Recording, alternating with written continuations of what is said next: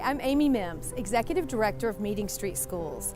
There are so many great things happening across MSS classrooms. Today we're spending time in Ms. Kaitlin Watts PreK3 classroom at MSA-Spartanburg. She's passionate about creating developmentally appropriate learning experiences for our youngest scholars. In her classroom, these experiences are called learning centers. In other schools, they might be called learning zones or work zones or any number of names. Whatever they're called, we know that when teachers create integrated and differentiated learning experiences inside the classroom, children grow in powerful ways. My belief system for my kids in 3K is that this is their time to learn and that they're going to learn through play. And not only play, but also conversations. So it's so important that we don't just give them things to go do, but we're right there guiding them through the entire process and asking those higher level questions. And when they have that availability to ask questions, right when it pops in their head, that's when it's really ticking and the light bulbs are going off. Our centers are differentiated.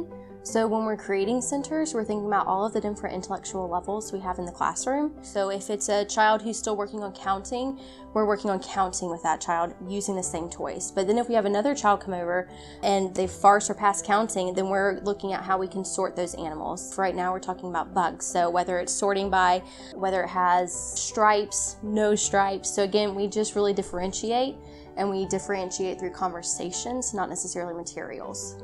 Our biggest mindset in pre-K is if it's not working, we change it. If we come up with this great center and we're so excited about it, but it's clearly not working and there's no interest whatsoever, we change it right then and there. We don't wait.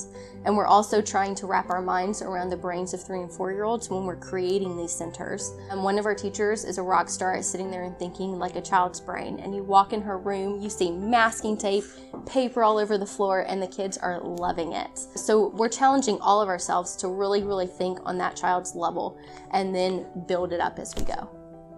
The best way to keep centers engaging is to switch them. We want them in there enough for the kids to play with them and understand the concepts we're trying to get through to them through centers, but also if you keep them there too long, they're going to get bored with them.